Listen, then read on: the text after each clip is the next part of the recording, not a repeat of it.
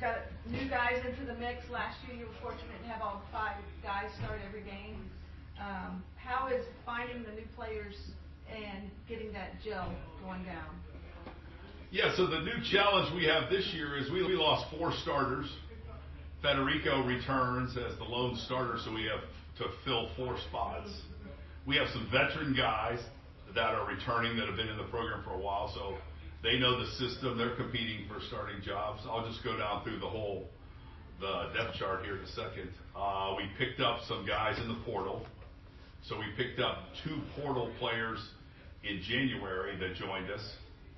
Local kids that came back home, and I'll talk about them in a second. And then we picked up a kid in the portal local in May. So we added 3 upper-class portal players, and then we returned the guys we returned. And so while we don't have the same level of experience, we're very talented. So what we have to do is make up for that lack of experience with just quality practices, confidence, competition in the spring ball, competition in fall camp, and just push these guys to mature fast. You can't. There's no substitute for experience, but experience doesn't make you a really good player. It just means you have experience. Just like talent doesn't make you a good player, it just means you have talent. The combination and execution is what makes you a good player. So, going down through the depth chart, the way we have it stacked right now and the way it's playing out, Daughtry Richardson, who transferred here from Florida State in January, Miami Central kid, is playing right tackle, and he's competing with Scarley Jean, who was a 3-year starter at Kaiser last year, won the national championship in NAIA. So Scarley transferred here. So he and Daughtry are battling right now at right tackle. And they're very different players, but they're very talented players, and they're both new here, so they're learning the system. But the more confident they get, the more they know it, the more growth I see. So Daughtry has an advantage because he was here through spring ball, where Scarley Jean got here and really didn't start participating with us till June. So that's part of the portal issue, is that guy doesn't have as much time on task in our system. But he's picking it up quick. He's very smart. He's obviously a graduate. So that's kind of where we're at right tackle. At right guard, we returned a guy, Andre Lamas, local player, went to Columbus High School in Miami. He's running with the ones. Behind him, we have a couple guys competing with him that have been in the program, and Lamas is a senior, so he's in his last year of eligibility, lettered the last couple years for us. Strongest guy on the team, too, I believe, or if he's not the strongest guy, he's the strongest offensive lineman. So when you do the weight test, he's very strong. Behind him, a local transfer product from a year ago, Deerfield Beach kid, Woody Jean. Woody Jean, he was at Arizona. He transferred here last year. So Woody's in there rotating, and then a redshirt freshman that we brought in out of Atlanta a year ago, who's a big, strong kid, who's really pushing Woody and pushing to be in the 2 deep, is Ovi Dubray. So Ovi, like I said, is 6'4", probably 325, strong, big, and we like him. So those 3 guys are really rotating in there, with Lamas having the lead right now. At the center position, Federico Maranges, our 2-time captain, and just a great human being and a great player. Has a chance to be an all-conference player, probably has a chance to play at the next level after this in some way, shape, or form, whether it's the NFL or the NFL's other league or Canada. He has a place to play in professional football probably after his time here. Behind him, we have a local product, and Federico's from Columbus High School, too, in Miami. Behind him, Miami Northwestern grad is Aquino King. So Aquino's been working in there, and he's our backup center. Doing a great job. We like a lot about him. I actually rotated him in at guard some today, too, because he's a multi-purpose player for us. I would say that Andre Lamas is the center, too. So Andre takes a lot of reps at center. I like to have 3 or 4 centers in the fold, because you throw a center out there in a game that's never played, that's a bad day. So Andre works at center along with Federico, along with Aquino. Then coming over to the left guard spot, we have a real competition going on there, too. Alex Cabbage is there at left guard, and Jordan Church. And Jordan's redshirt freshman. All right, Alex is from up north. Pennsylvania, but he went to IMG, and we picked him up out of IMG a few years back, and he's in his 5th year in the program. Jordan Church is a redshirt freshman from Fort Myers via IMG as well. So those two guys are battling.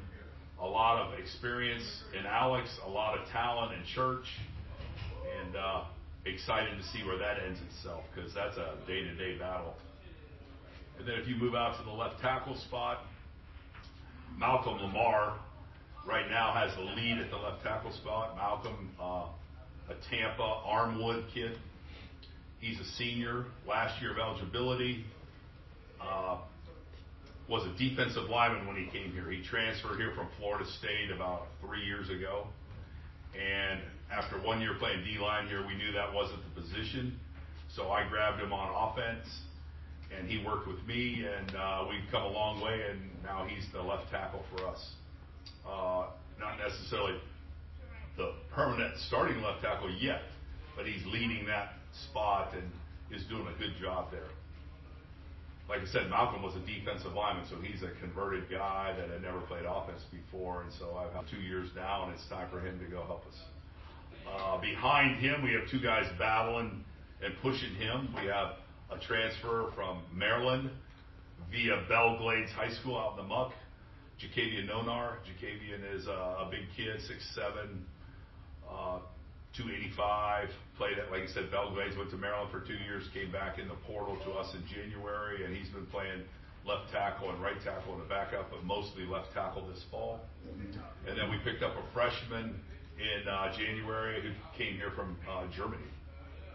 So Keon Rohe is a German kid. He's a monster. He's 6'6", 305, 310, aggressive, strong, but he's just a freshman. He's never played American football, so at times he looks dominant, at times he looks lost. That's just because of lack of American football and how to react to things that happen to him. But I see him being a future left tackle for us. Now understand, we have a left-handed quarterback, so left tackle doesn't mean the same thing when you have a left-handed quarterback. Right tackle means more in this situation with the lefty quarterback. But if Tyreek ends up winning the starting job, then left tackle will be more important, because the blind side is opposite of where they're throwing on is, obviously. So I just clarify that because not everybody gets that.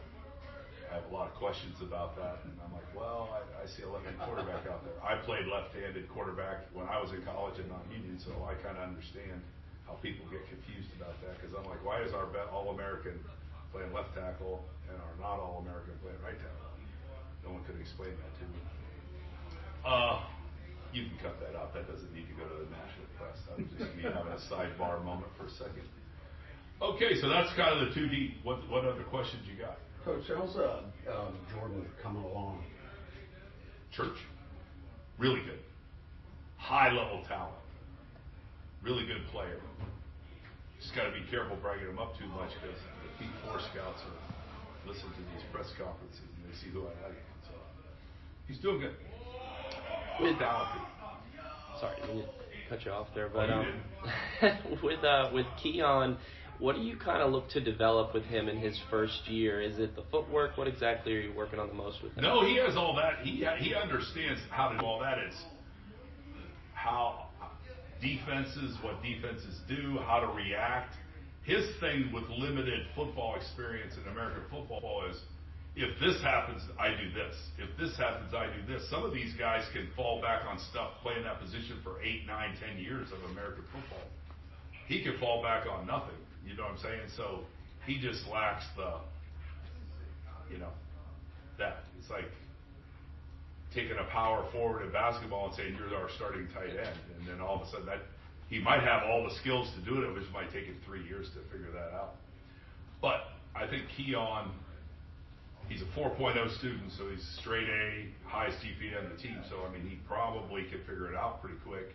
But just every time something happens to him, he has a little bit of a look like what just happened. And once it happens to him, then he's got it, and then he can.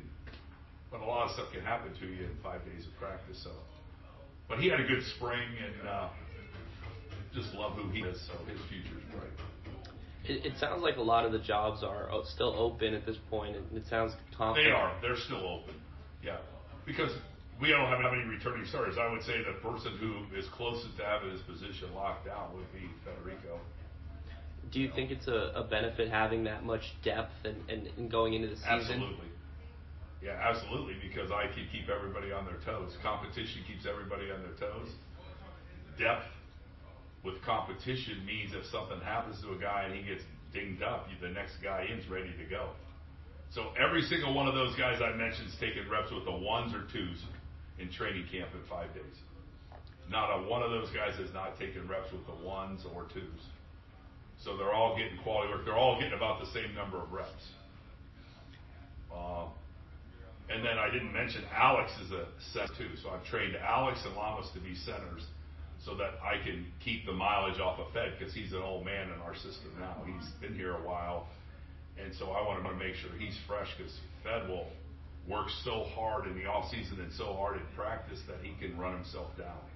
He doesn't have that, take it easy when you can take it easy. He doesn't have that in him. So I do by taking him out. I take him out. That's how he takes it easy. So I let some of those other guys work at center. So we've had 4 guys play center with the ones. You know what I mean?